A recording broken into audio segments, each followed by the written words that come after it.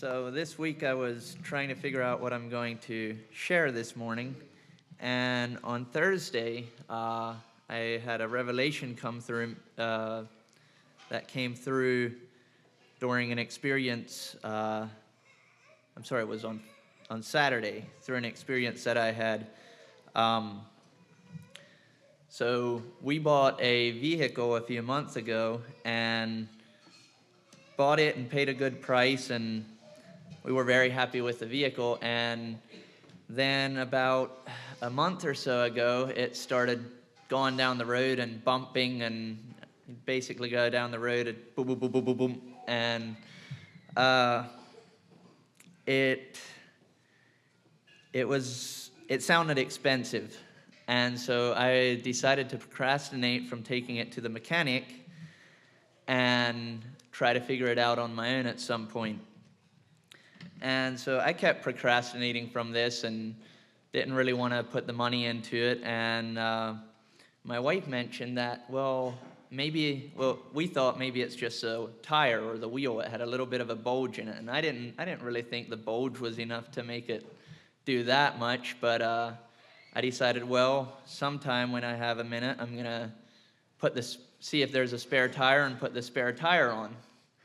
And I kept procrastinating from this, and last weekend we went to West Virginia and we decided to take another vehicle that was quite a bit less fuel efficient because I didn't want to bump all the way to West Virginia. And then this Saturday, yesterday, I finally was like, today's the day I'm going to get this tire and I'm going to figure this out. And I opened up the trunk expecting to find a little donut spare tire. And to my surprise, not only was it not a donut, it was a full-size wheel that matched all the other wheels on the car. And not only that, the tire that was on the wheel was brand new. Never seen the road before, brand new tire.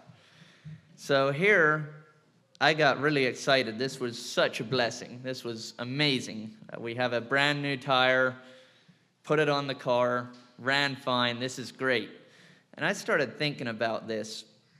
How often are there small blessings in our life that we just completely miss? How often do we just go through life taking these blessings for granted? And how often is that blessing in our life and we just don't receive it? Here this tire was in the back of the vehicle for a month, and I was procrastinating, and I never received that blessing. Instead, I chose to go down the road, just bump, bump, bump, bump, bump. That was my choice. It was not very pleasant. Sure, there was times where, turn the music up and find the right song, and, it could be a vibe, but it wasn't that pleasant. And here all this time, I just wasn't receiving this blessing of this spare tire in the trunk. Get the music and the pumping. Yep. So I decided I wanted to dig into blessings and what a blessing is and how much we can take it for granted. And I got really curious of when the first mention of a blessing came up in the Bible. And the first explicit word blessed or blessing are in Genesis 1:22 followed by Genesis 1:28. In Genesis 1:22, to add context to this, was when he created the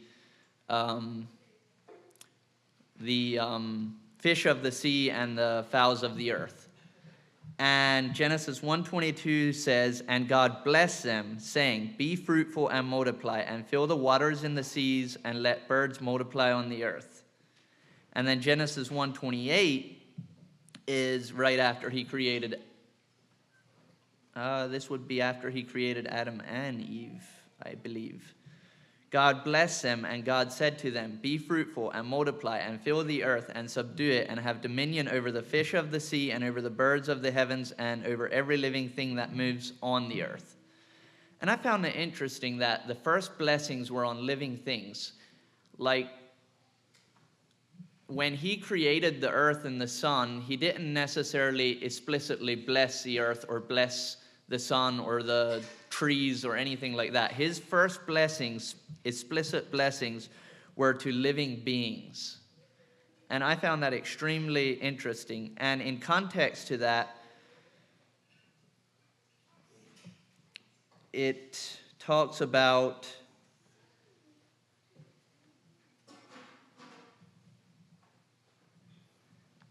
he used the word blessing to establish the foundation concept of blessing and life-giving empowerment. And I just found that interesting, that it is a living word of life that he created through the original word blessing. And going through that, I also read through Matthew 5, as we all know it as the Beatitudes and the Sermon on the Mount. So I'm going to read from Matthew 5, 1 through 11.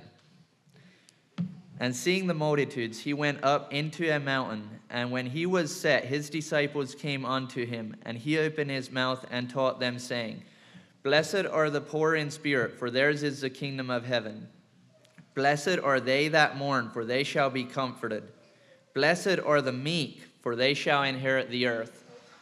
Blessed are they which do hunger and thirst after righteousness, for they shall be filled. Blessed are the merciful, for they shall obtain mercy. Blessed are the pure in heart, for they shall see God. Blessed are the peacemakers, for they shall be called the children of God. Blessed are they which are persecuted for righteousness' sakes, for theirs is the kingdom of heaven. Blessed are ye when men shall revile you and persecute you, and shall say all manner of evil against you falsely for my sake. You know, reading through that, I think that blessing goes upon everyone on earth. I mean, blessed are those who mourn. I believe we all mourn at some point in life, and you can identify with almost any one of these blessings. And I found it interesting that that blessing applies to almost everyone. And I feel like it's not a question of if we are blessed or not. The question is, are we receiving God's blessing? And that's what I'm going to leave with you here this morning. And I speak a blessing upon every one of you.